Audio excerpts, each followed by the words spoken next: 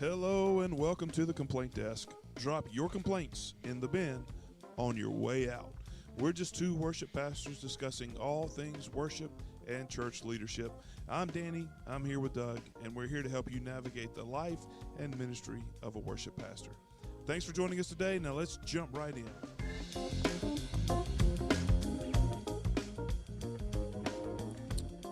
Hello, sir. Hey, what's going on? Man, this is different, isn't it? We're streaming live on YouTube and recording and all this good stuff. I have to pay attention now. It's a lot to manage all at once. Yeah. But hey, it's all good. And also, we're not typical here because I'm looking out my window and it's dark. And normally we're doing this on Friday morning, not Thursday night at almost 9 o'clock. Yeah, I've got all the mood lighting on, so my room is all good. I have no mood lighting. I'm just hanging in my office, and the only one here in the building. So if you see me jump up and freak out, you know I heard something and it creeped me out.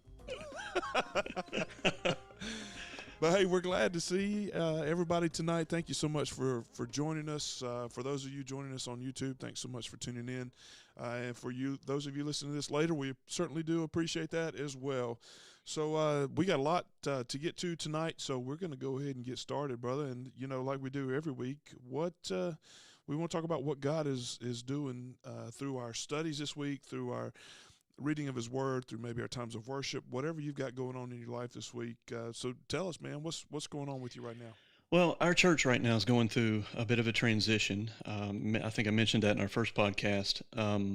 And we're about ready to, on the cusp, we're about to vote on the 14th for a new senior pastor, a new lead pastor.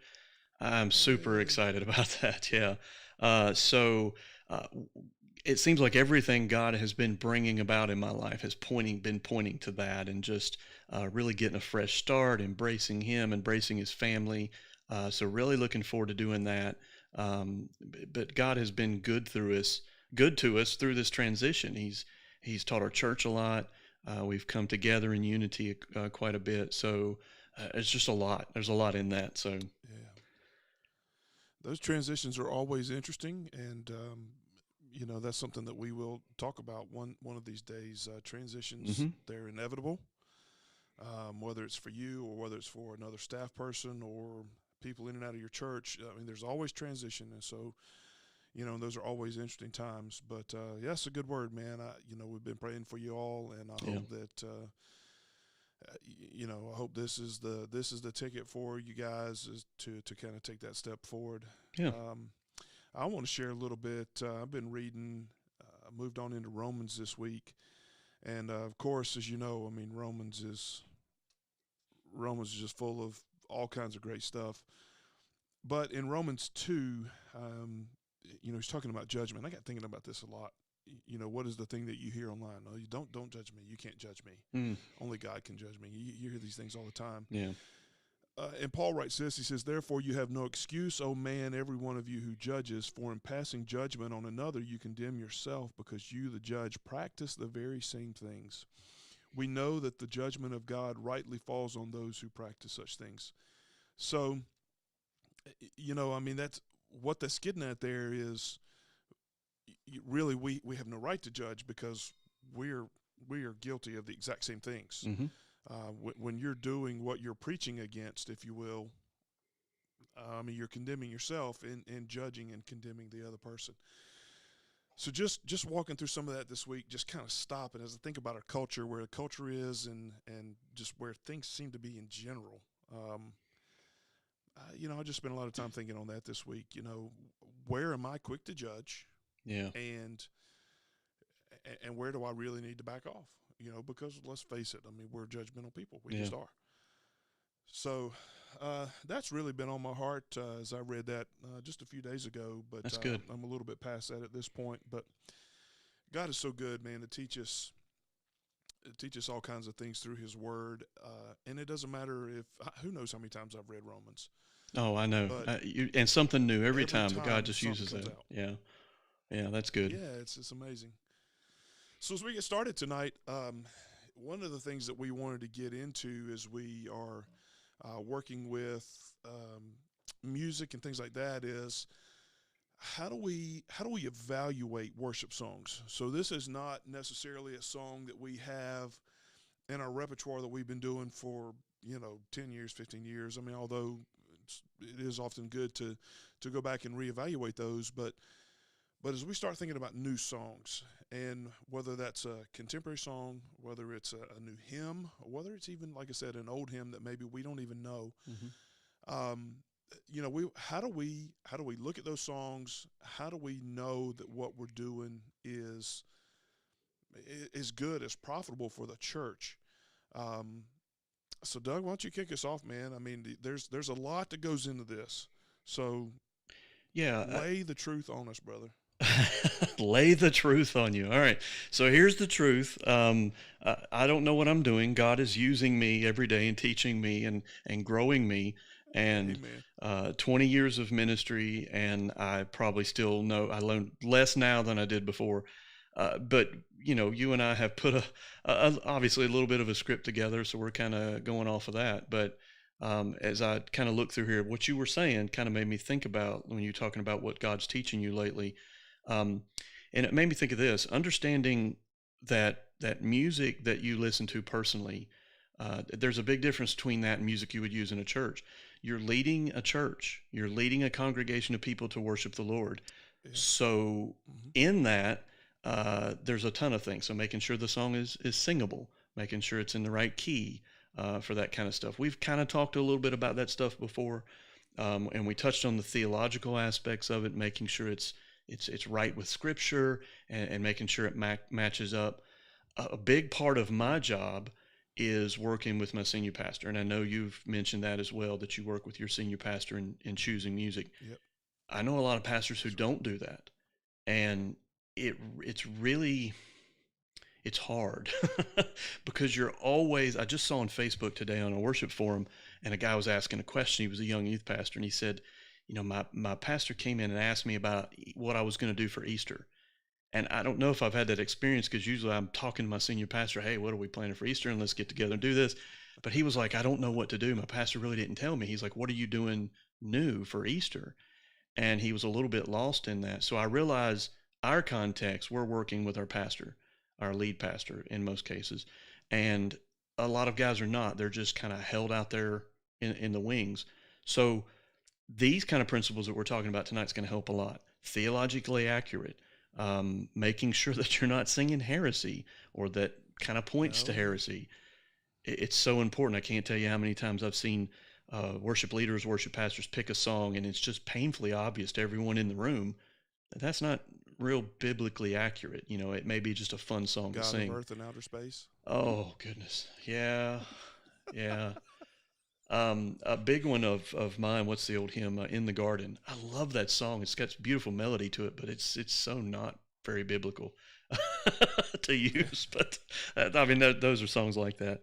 But anyway, what I was going to say was understanding there's a likely difference between music you use for your congregation and the music that you use personally. Just because you like a cool song Y- that talks to you, it may not be singable in your congregation, for a number of reasons. We actually, believe it or not, we had this conversation. I think it was last night in my house. My youngest was talking about, well, Dad, why don't you do this song in worship? I'm like, but that's not really.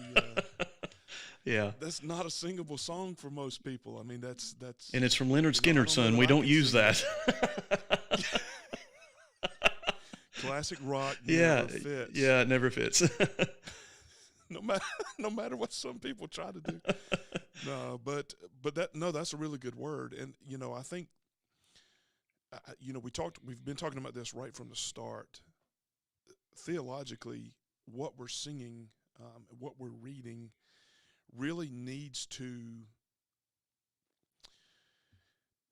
We've got to do a good job of evaluating what we're singing, because oftentimes we sing things they just don't line up with what we actually believe. Hmm. Yeah. I mean, as I look through, uh, let me say this: hymns are, in some ways, they're particularly bad because hymns are written from certain perspectives, Hmm. right? So you've got, And different well, let's denominations, and yeah. Of course, Yeah. of course. So let's throw a little generalization out there. Baptists generally are dispensationalists. Mm-hmm. If you don't know what that means, maybe we'll talk about that one time. But Baptists generally are dispensationalists, pre-tribulation rapture kind of belief. But then you have songs that we tend to love, like Battle Hymn of the Republic, for example. Mm-hmm. That is very post-trib. Yeah. It just is. Yeah. I'm not knocking it. I'm not saying don't sing that, but I am saying if your church is staunchly pre-trib, and that's something that you've got that in your constitution, you will not sing post-trib songs, and you better leave that one out Mm-hmm. because it's pretty clear that you're going through the battle. So, you That's just a need good to be point. aware of Yeah. those things. That every song has, particularly hymns, they have a certain direction that they're pointing. They have a certain bent that they are following. Let's just say it that way. And so, read the lyrics, understand the lyrics, and you need to understand theologically, one, what you believe, and two, what your church believes, Mm-hmm. because those two things, I mean, that's where you should be operating from. What does your church believe? Are you, you know, do you believe in predestination? So are you more reformed? Are you more free will kind of belief, or are you pre-trib? Are you post-trib? Where does your church generally fall, and where do you fall?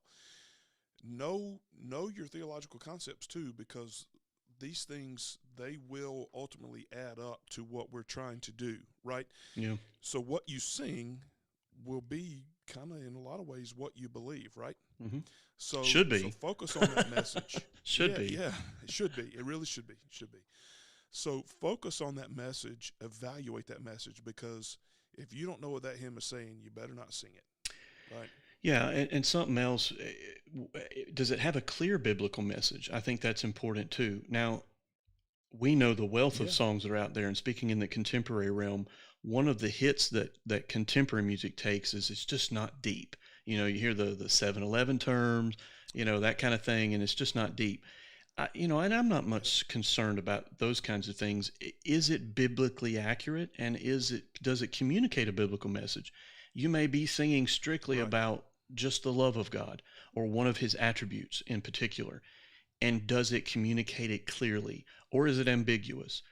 Again, we're not talking about fun song or anything like that. We're talking about a clear biblical message, theologically accurate, those kinds of things. So, one of the other things I had was it needs to fit a purpose that you're using. I think a lot of worship leaders miss this.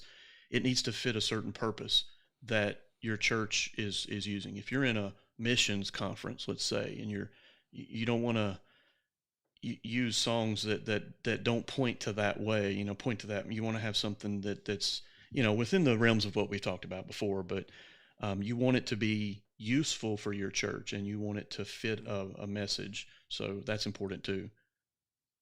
What else you yeah. got? Come alongside of what your ultimate goal is Yeah, for what you're yeah, doing. Your service is going to have a direction. yeah, and hopefully your service Whether has a you direction. Yeah, I, and I've hopefully you know what it is. I've sang in some. I've heard. I'll put it this way. I've heard stories of worship pastor friends of mine that just feel like their lead pastor just leaves them out there on the limb and they have no idea what to pick. And I would encourage you, worship pastor, worship leader, find out what your pastor's doing on Sunday. Find out what he's preaching. Get a sneak peek at his text. Our transitional pastor sends me a copy of Don't his steal his text. Bible. Yeah, don't steal his Bible, but he sends me a copy of his text.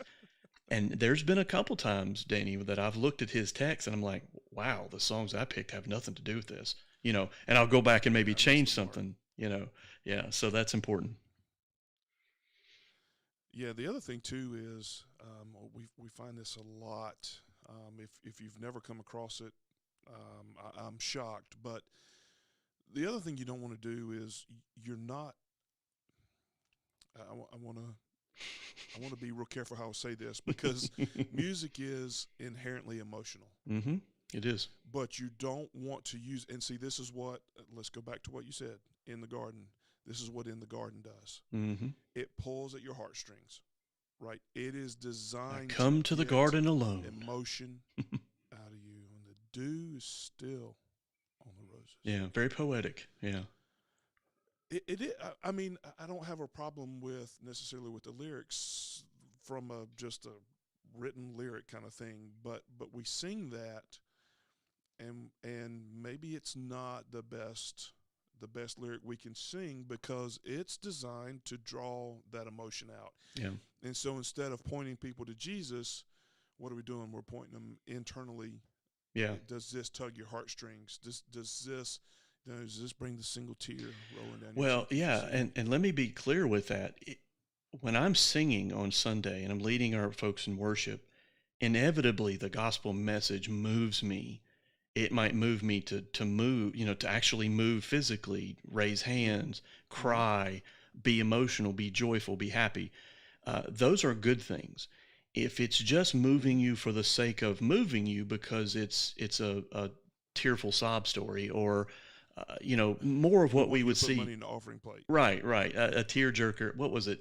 And I don't want to throw names out here, but we've seen televangelists. They always know what kind of music to play right at the offertory, right at the prayer time, Oh, and yeah. and it's meant to draw that emotion. I have to understand that I'm leading that.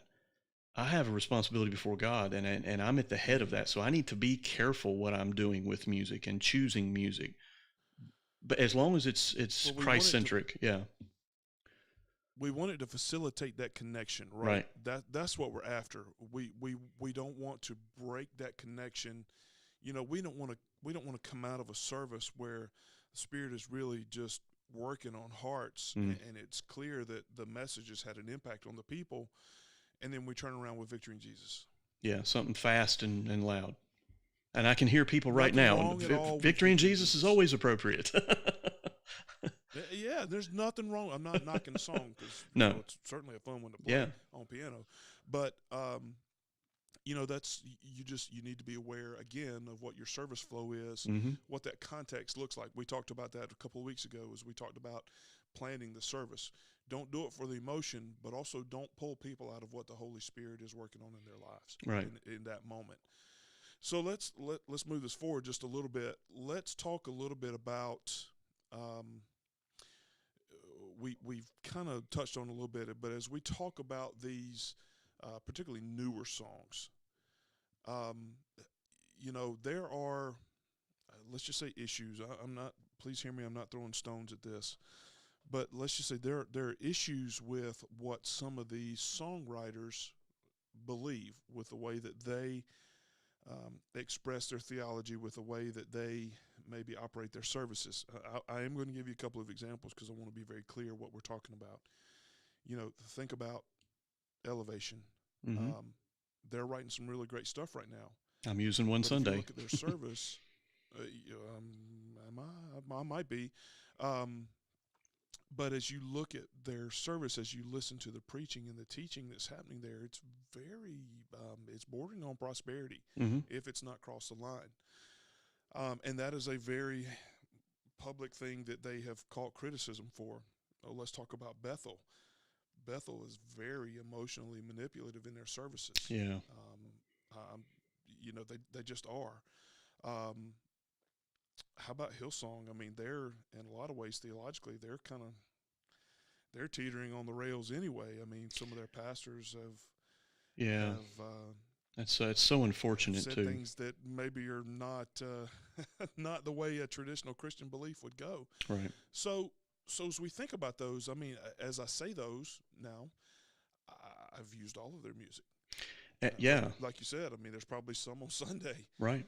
So how do we navigate that? Mhm. Are we, by singing their songs, are we giving blanket approval to what they're doing, or can we effectively select certain songs that we like and not necessarily be concerned with what's going on there? What's your take on that?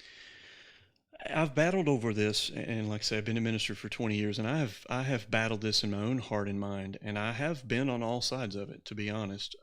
There was a time in my life where if you were uh, according to our theological beliefs, and I understand other folks have different theological beliefs, but according to us in the Baptist circles, if there's something that's a bit suspect there, we've kind of always been taught stay completely far, far, far away from it.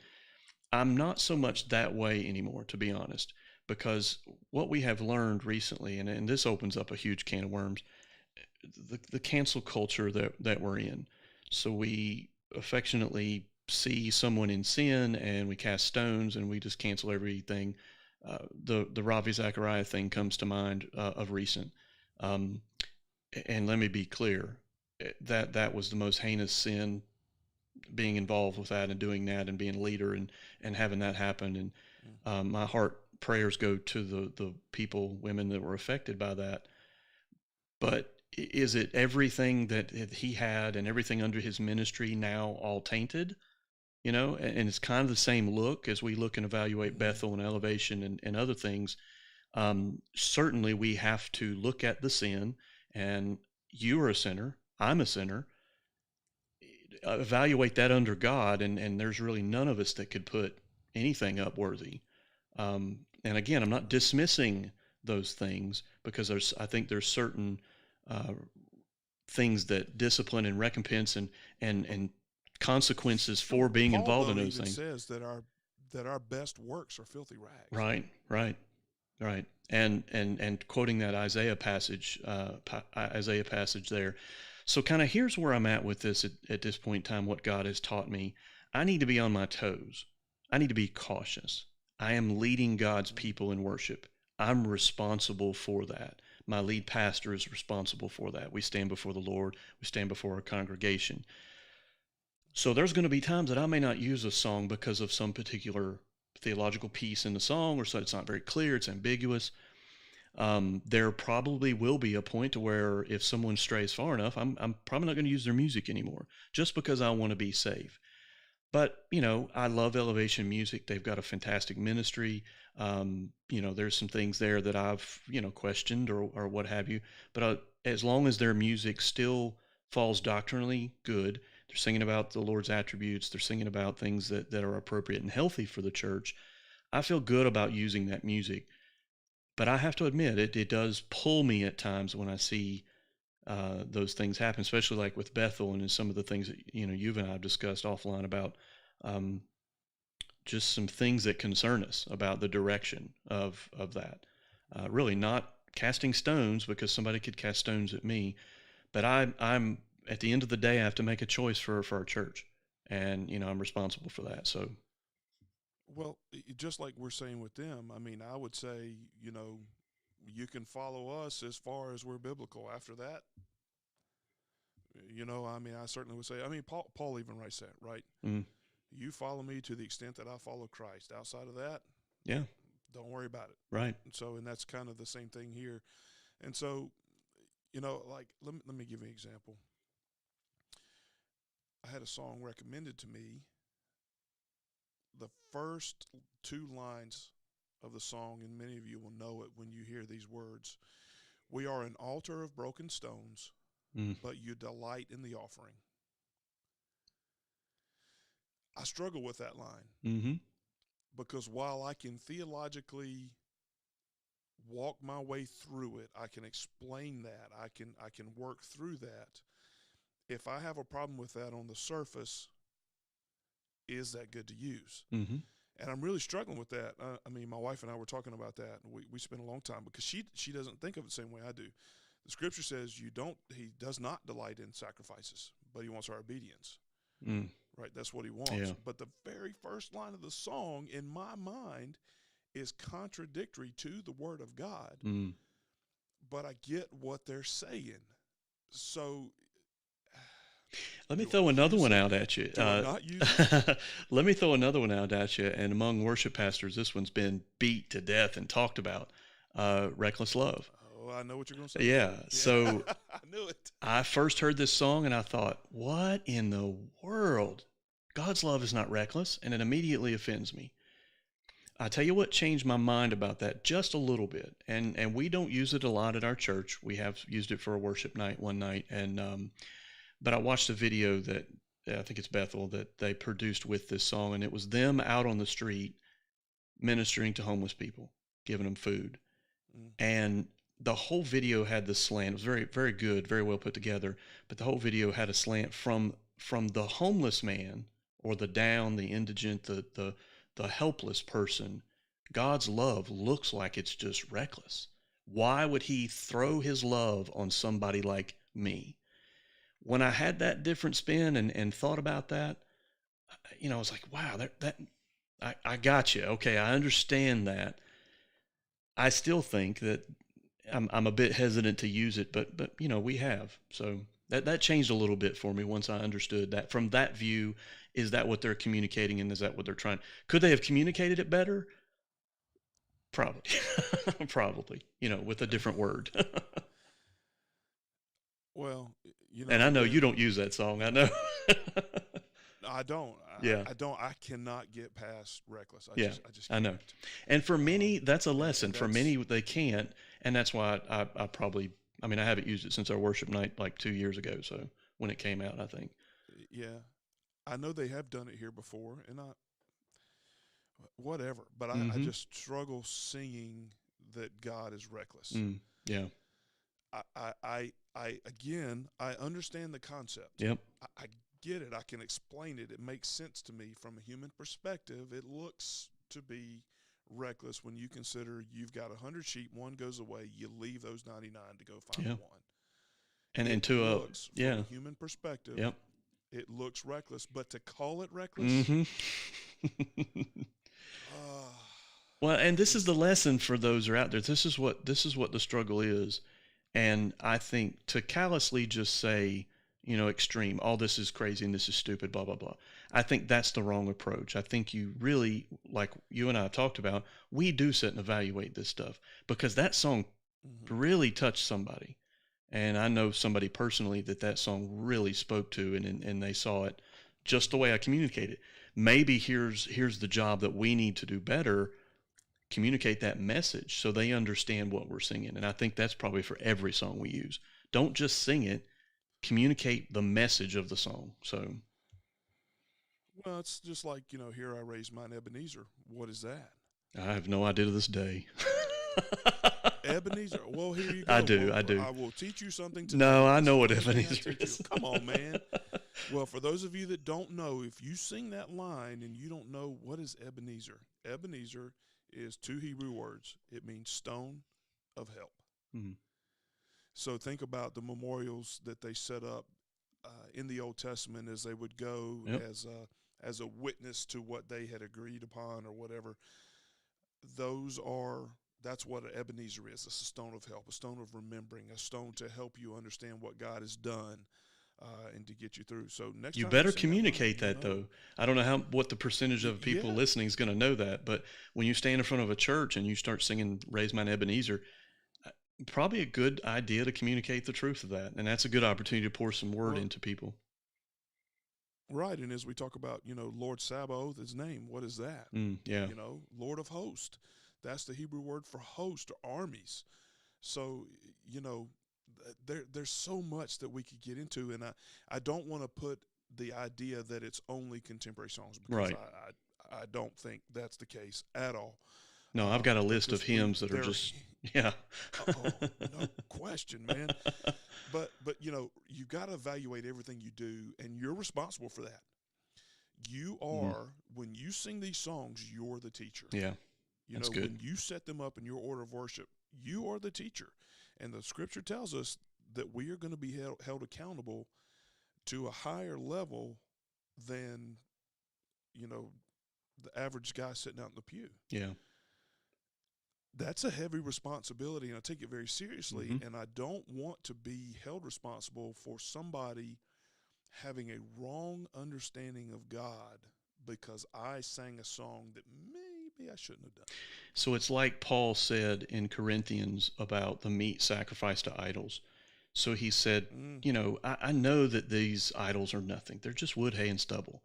I know that I can eat this meat mm, and be fine. There's no demonic power attached to it, any of this craziness. But if I see a brother or a sister that I eat this meat and it sears their conscience and it causes them to stumble, which is causing them to sin. In other words, they eat the meat, but they really think they shouldn't. But just because you're a leader and I see you do it, I'm going to go wholesale into this. Paul says, I don't eat the meat. I'll put the meat aside. It's a lesson That's a good word. in for everything we see in our culture today.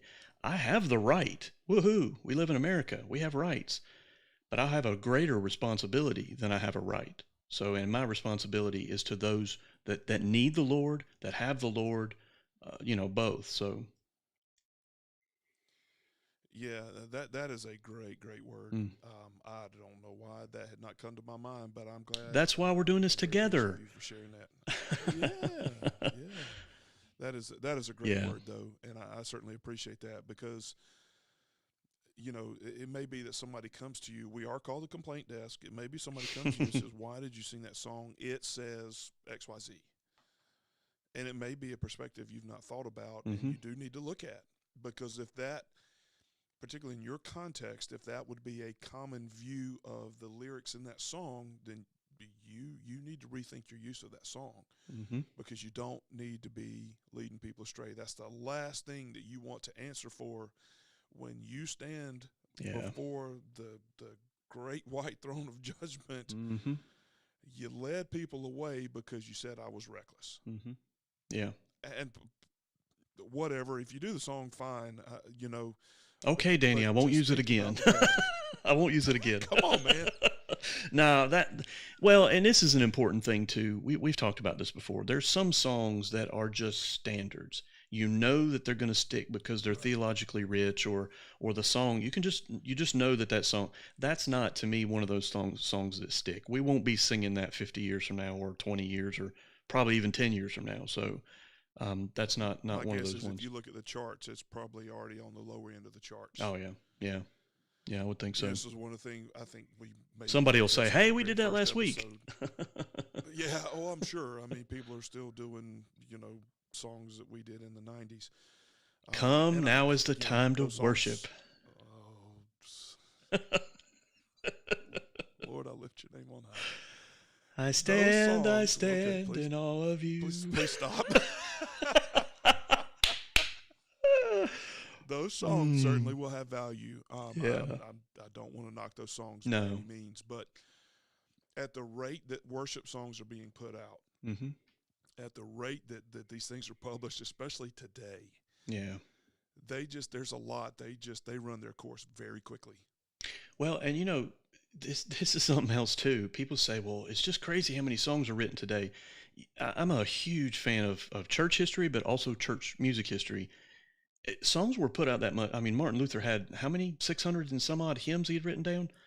It's just not, we're to a time here where media, social media, and everything can be pushed so much faster out into the public, as where Right. Fanny Crosby and her thousand some hymns didn't get as prevalent, So the same type of thing was done back then. It's just we just didn't know about it as fast, Yeah, it didn't travel at the speed of the and many times they news. had to die before we found their music. So Isn't that sad? Chris Tomlin doesn't have to die before we find his music, So No, but don't worry. The next one sounds just like the last. Oh, yeah, I I'm know. sorry. Did I say that? Now he's got over with Giglio and all the stuff now, so they're doing some pretty cool stuff. No, again, I love Tomlin. We Yeah, sing his songs as well. So no, I appreciate all these guys that are writing. The bottom line is, look, read the lyrics, yeah. understand the lyrics, understand your theological commitments, not only to yourself but also to the church. Understand what the expectations are on you. Understand how people may read some of these lyrics. Mm. And again, we only very briefly touched on the technical aspect of it. Is the range good? Are the rhythms singable? Those are certainly things that you can do. Just remember, Chris Tomlin, he can sing notes that you and I can't. Oh my goodness. And we're going to have to drop it down. They can sing rhythms because they have 15 drummers and Mm-hmm. 12 electric guitar players, where you might have a halfway decent drummer every other Sunday. Mm-hmm. So evaluate all those things. Is it appropriate for your group? I think those things make good sense. I think you'll be okay on those. So we're not going to go too deeply into that any longer. But the theological implications, I think, are the big one. Go ahead, Yeah. bro. There was a quote that I had, like I say, I'm a big fan of church history and the Protestant Reformation. Martin Luther had a lot to say about music. He had a lot to say about everything. And I'm thankful for his 95 problems he had with the Catholic Church for sure. But he had a Got a whole quote. set of his books over here. Yeah. So he had a quote that's been passed around for a while, but he says, I have no use for cranks who despise music because it is a gift of God. Music drives away the devil. If you think of the story of David, music drives away the devil and makes people joyful. So if they forget by all the wrath, unchastity, arrogance, and the like, next to theology, I give to music the highest place and the greatest honor. That has always just stuck with me. It kind of embodies the importance of what we do, and sometimes that's, you know how it is. We're like the bass player of pastoral staff. I love bass players. I played a bass, by the way, but sometimes the bass player's overlooked. I do too. If you're watching, there's two of them. Yeah, I got one right back there, right there, actually. In my love playing the bass. Yeah. But you're right in a lot of ways. And I will say this too. As you read that quote from Luther, I think about Calvin. The argument back in that day was, do you have instruments in church? Yeah. Do we even really have to sing? It's bar music. It's bar music. Yeah, but Calvin said that music is right in line with prayer. They're the same. And so Calvin he's all in. He's like, yes, we need to sing. He said, because those help us express ourselves to the Lord, things that maybe we wouldn't just say, maybe things that we wouldn't even just think. But these songs, as we sing them, they in a lot of ways act as prayers from our heart, connecting us, of course, to the heart of That's the good. Father, the Holy Spirit. That's good stuff. Yeah. Calvin's actually got a lot of good writing on that. If you've not read it, I encourage you to. I had never heard that quote before, but that's good. That's good. Yeah, I only know it because I had to write a paper on. I forget what the paper was even on, but it was something to do with music in the service in seminary. I had to write a paper on that, and I found that quote, and it's stuck with me ever since. Yeah, good. So let's move on tonight. We may have beat that horse firmly into the ground. Never. But please, though, if you do have questions about any of that, if there are things that we can help you with, please reach out to us. We would love to help and just help you think through things, even if we need to. But so you mentioned it earlier. I know you've got your past 20 years in ministry. I'm oddly past 20 years in ministry. I'm not even that old. Thanks, and I am. Yes, you are. Hush. But God has been so good to us. But one of the things that we do want to talk about tonight is, as you've done ministry now for these years, let's talk about this a little bit. What are some of the biggest surprises that you've really found in the ministry? What are the things that have, whether good or bad, what are the things that have really stuck out to you as you think back through your time in ministry? What are the biggest surprises? What are the impacts that it's had? What are the ups, the downs? Give us something, man. What you got? One of the things that I've learned here, especially at our church now, is we're called the complaint desk. So, and this is a bit of a funny spin. We're trying to play funny at it. We're not taking a bunch of complaints. What we're trying to do is maybe get to the source of things and understand that a little better as worship pastors. But many times the people that criticize or unfairly judge, and even judge you as a pastor, it took me a long time to realize, but sometimes those people don't feel loved by you. And, I've come to even have that affirmed recently. A lot of times you may face a complaint or you may face those kinds of things in ministry from people, and it just feels like there's this enormous hatred they have, and it may be your fault as a pastor. They don't feel loved by you. Now, we can get into a little bit deeper that you're not responsible for someone's feelings. If someone's casting their angry feelings on you, you're not necessarily responsible to hold that. But if I have been cross or unloving or unconnected, everybody wants to know their pastor and feel connected with their pastor. And if I've done something to harm that in some way, maybe I don't even know. It's up to me to get into that and figure it out. And God has really, really taught me that in the last, especially last several years, just the presenting issue that people come to you with a lot of times is not what they actually want to say.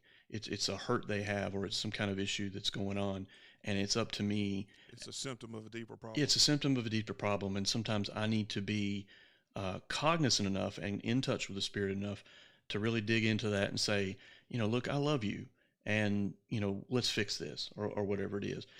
That all honestly goes miles as far as this complaint thing and the stuff that we've talked about. So that's one thing. Yeah. Yeah, and I'll take that just a step farther. One of the things I didn't even consider this as I first got into the ministry, even though I'm a pastor's kid, so we grew up. We were always at church. So were my kids. Literally, if the doors were open, we probably opened them, right? Yeah, exactly. And we'll close them and lock them up, likely. Yeah, that's right. Well, oftentimes we're the ones that close them, lock them up. But so when you do have those folks that they finally decide, okay, you know what, this is just not the place for me anymore. It's amazing how much that hurts. Yeah. Even if, look, if they're really good friends, I mean, it just crushes you. Yeah. But look, you walk in. I walked in this place, and it wasn't long before, particularly with COVID, and as people are kind of doing different things now, it wasn't long before we heard about, okay, well, this person's leaving, that person's leaving. Yeah. I never met these people. It still hurts. Yeah. You almost feel like, in a way, like, that they're. Well, you know what, Danny? Church and I've maybe rebelled against this, but church is a big family. We are a body of Christ, and when you worship together and do ministry together, you're doing something in an intimate nature before God. And you're right. When sometimes when people decide to leave a ministry, it does hurt. And I had just reflected upon this. I met with a family that had left our church a couple years ago. Loved this guy. Loved his wife. Loved his family. And we reminisced about that, and we hugged and we talked. And I looked at him and I told him, I said, "Man, I really miss you." And so, yeah, it is a deep feeling that you feel. But I think it is because we're doing such an intimate thing together, joining hands, joining arms in ministry for the Lord. And we're on this great mission. And for somebody to leave that, it just feels hard. And sometimes the Lord guides that, it feels right? Personal. Yeah, it feels personal. But sometimes the Lord guides that. Sometimes the Lord wants those people to go plant somewhere else, But I always tell them, look, I've talked to God. You need to come back. Yeah, you're right. And that is one of those things that's really easy to say. It may be that God's calling them away. Yeah. It doesn't make it hurt less. No, it doesn't make it hurt less. No. And sometimes it's hard to tell them that.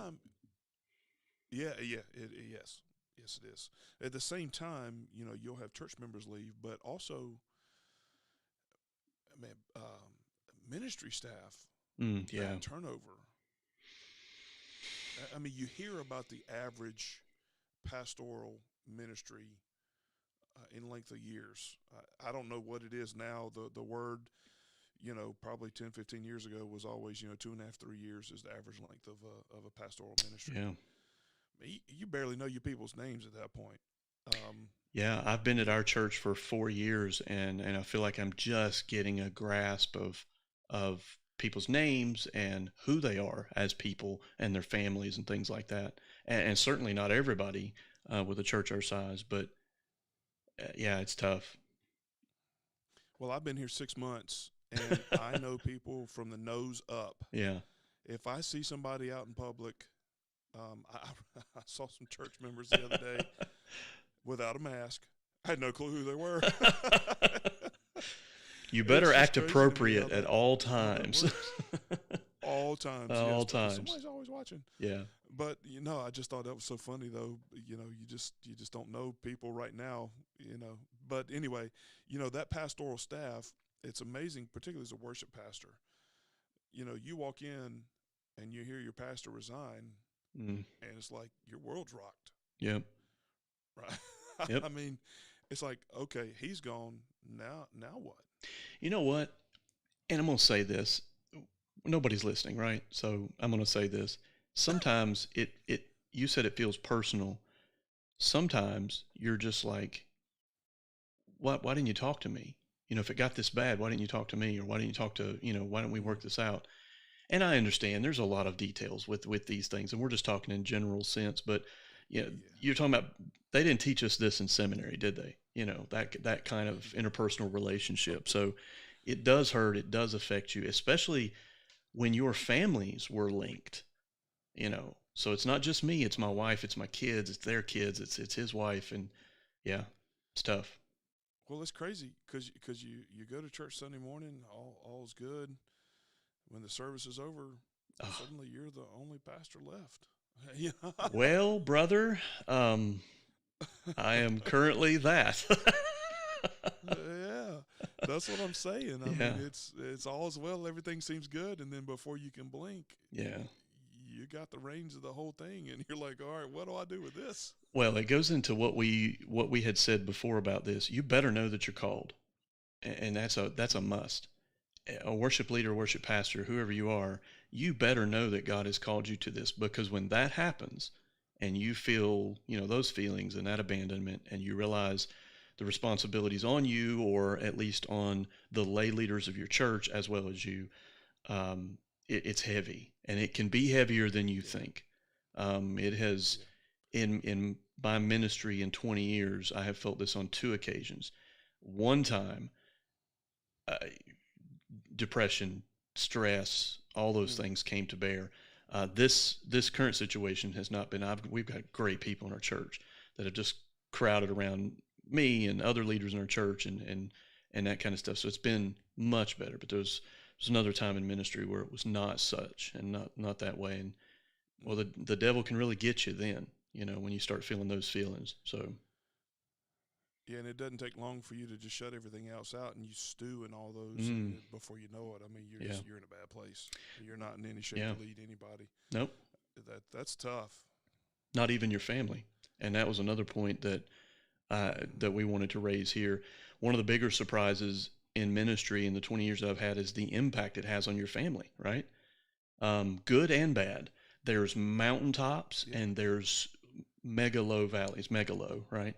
Um, Super low valleys. And, that's where the dad in you comes out. You want to see your family not suffer through the things that as an adult and as a husband, that you don't want to see them go through that stuff. You better be grounded in the faith, and you better believe Mm-hmm. and know what you believe, and you better have a personal walk with the Lord. And if Mm-hmm. any of those things are shaken, it's a rough road. It's a rough road. But God uses that. God Yeah. uses that in our lives. Yeah. I know you personally have been through some issues, and God has used you in some pretty mighty ways with that, and it's still doing so. So Yeah. Well, this the is the last thing real I really talk. want to add here, yeah, real talk, This real is real talk. The talk. last thing I want to add here, and this is a heavy one. You mentioned it very briefly earlier, but one of the biggest surprises to me, particularly here recently, over I'd say the last 5 years, is how quickly you the whole thing just comes off the rails. Mm, yeah. Um, you look at like the Ravi Zacharias. You look at some of the other stuff that's come out over the last Yeah, you just shake your head at it and you're just like, five, wow. 5, 7 years. Yeah. I mean, it's just insane when you start thinking about what these folks have been accused of, Mm-hmm. and that has been every time that happens. That just, I mean, that absolutely rocks your world because these are things that you tend to hold these people up, and I'm not saying we shouldn't necessarily look to folks as spiritual leaders, but maybe we held them up too high. Mm-hmm. Put Maybe them on a we pedestal. looked Yeah. too much yeah, maybe we look to them too much. Maybe we gave too much where we should not have, and we see the whole thing, the whole ministry just completely come off the rails. Well, I and tell you, that honestly, has been just a shock. the biggest part of that for me was the first thing I shook my head at, and I think you and I text each other. What does this do to the testimony of Christ? We know the testimony of Jesus Christ is solid and impenetrable and wonderful, but his followers are really painting such an ugly picture that, if it's politics or if it's, these kinds of things that happen and everything we're hitching our wagon to today as Christians, we've got to take it and we've got to understand that we have a responsibility. We're carrying the name of Christ, should be in front of us. Sometimes we carry it in our back pocket like it's not important, but carrying that in the front, we are responsible for how that's viewed by others. Mm, Well, I was reading. I've started reading this new book, and it's called Cultural Intelligence. yeah. And I actually I shared a quote from it this week that I thought was really good. I was looking for it here. Here you go. Something you said just reminded me of this, and this will be a good reminder just to end on tonight as we finish up. I want to end But on a good one. I Daryl want Bach. to end on a good one before you do that, because we've kind of hit the Okay. bad surprises. But I'll end on a good Well, one. Go ahead. all right. Well, let me read this then, and then we'll move on. Daryl Bach writes this. He writes, "Cultural intelligence calls us to see ourselves as ambassadors representing God, not so much as citizens of a particular earthly nation or political view, Mm, but as citizens of His kingdom. Our mission is to offer an invitation, pleading with any tribe and any nation to reconcile to God, showing love to any and all people." And that certainly is, that's good. as a group, we have not done a very good job of that, Mm, just in general. yeah. So look, take that, learn from what these guys are doing. Just Don't be that. Yeah. I know that's silly advice, but God is bringing to bear those things, and it does serve as an example of to us to be better. One of the everything will come to light, whether it's now or later. Yeah, and let's end on this tonight, and it's a rather good one. I kind of reflected upon this. Another big surprise that I've seen in ministry in the last 20 years is the different types of love and loyal support that you find in some of your church members. And I'll give you a couple examples. Like this morning, I walk in my office and there's a card on my desk. I don't even know how they got in. Like my office is locked by two doors. I don't know how to get in, but there's a card there. And I open this card and a letter falls out, and I open this letter and it is a loving few paragraphs of the things that this person has seen me do in the last couple years at our church. And they had it actually in kind of a poetry form. And I just about cried. I thought, you know what? I don't even know nobody pays attention to this kind of stuff. And they're like, I saw you do this and saw you do that. And you really spoke to us here and you did this here. And I saw you get involved here. And they just wanted to thank me for that. And I'm telling you, do that for your pastor if it's true. But do that for your pastor. It boosts so much within our souls and within our hearts. If you're a worship leader out there, do that for your pastor. Lift him up, acknowledge him, tell him, I see the hard work you're doing. I'm in the trench with you, and here it is, and we're going to do this. But yeah, so that's all I had. Yeah, that's a good word. Those letters of encouragement, man. I know we talk about this all the time. You can get all the I'm sorry, not complaints. Compliments. Compliments, man. Compliments. You get all the compliments. Let's say you get 10 compliments on Sunday morning as you're walking out, and then you get the one that says, "I didn't like that song," or "The music was too loud," or whatever. And suddenly those 10 hypothetical compliments, where are they? Go out the door. Yeah. But it's incumbent upon us. There are people that love you and that come alongside you. You may not even see them. This person, I didn't know. One, I didn't know they had the ability to write kind of poetry like that. And then number two, I would have never thought that I would have received a letter like that. This person and I've always had a great relationship, and this person does a lot around our church, and I mean, it was just nice. It was just nice. It was a high. I mean, I got a couple other examples, but we're out of time tonight. So Yeah. I mean, you certainly don't do it for those, but yeah, it's like they always come at the right moment. God uses that just to say, hey, I see you. So Yeah. Beth So Beth quickly, Moore used to call it a what are you God doing? moment. Oh yes. Yeah. Very quickly, what are you doing on Sunday? So the aforementioned elevation, doing Only King Forever. So we're starting with that one Sunday. Glory to God Forever is a Steve Fee song. Maybe a little older now, but Build My Life. We're doing Build My Life Sunday. Okay. And I thought of you, so I had to put a hymn in. Jesus Paid It All. Yes. Yeah. So that's what Nice we're up for job. Sunday. I applaud you for throwing some Yeah. cool hymns in there, Oh, brother. I love Jesus Paid It All. I'll Fly Away. No, Man. I'm not doing that one probably, but Jesus Paid It All. I'll do. Come on, man. We've got Lion and the Lamb. Yeah. Death was arrested. Oh, praise the name, and great are you, Lord, and our contemporary service. Um, God is. I really feel like something's about to break, not in a bad way, Yeah. in a good way.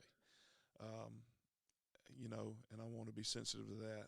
I want people to be thinking about how great He is, Yeah. how good He is, and how perfect He is, and how much He loves us and wants us to draw close to Him. And so, it's kind of where I'm going there. And of course, in our more traditional service, "Oh, Worship the King." Love it. I love that song. Yeah. I haven't sung that in years. Yeah. And here's one I've not done in a very long time. "All people that on earth do dwell." So we're going to wrap it up with the doxology there. Just a real quick, funny little thing, man. That song, when I was learning to play piano, was the bane of my existence. Oh, I don't gosh. know what it was about the old 100th, but it kicked my tail every Sunday. You're out of here. Yeah, I don't know why it was, but just when it came to playing that song, man, it's like it came off the rails every week. But we got it, man. I got it on lock now. I about play it from memory. Well, you should. You've probably had to practice it 100 million times. Maybe 200 million. Well, listen, thank you all for joining us. Whether you have been joining us on YouTube tonight, thank you for tuning in on that. A neat thing that we're trying. We'll see where it goes. But and for all of you that are listening later on, thank you so much. We certainly appreciate it. Please share this with your pastors, with your worship pastors, or friends, or whatever, anybody Enemies. that could benefit from hearing this discussion. Yeah, please, and your enemies, share it with them too. Maybe it'll be a way of getting back at them. Yeah. But yes, please share it. If you have questions, again, info@thecomplaintdesk.com. We're on social. We're not real great at kind of keeping up with all that yet, but certainly email. You can send that in. And, of course, if you're live streaming, we're always open to chat there. So whatever questions you've got, we can address those. We would love to do so. So thank you so much, Doug. Thanks for being here tonight, man. I know Thank you, man. It's a later night for us, but I appreciate you hanging out. Yeah. And I expect different lighting next week. You need to work on your background a little bit. This is what it got, man. If you get too much light, it shines off this old dome. Well, I know my wife told me about that tonight. She said, "You got a little shiny spot right there." Yeah, put some makeup on that, brother. I know. Well, thanks so much. We, again, as always, we're praying for you. We're praying as you lead on Sunday. Yep. And, Doug, we're praying for you guys, too. It's an exciting transition as you guys are getting ready to enter into that. Pray for your people. Yeah. All of you, pray for your people. Pray for your pastors. Lift them up, because it's we need it. Only way we can do anything we do is in the power of the Spirit. Mm-hmm. So, again, thank you for being here. We look forward to seeing you guys next time. Y'all have a great night.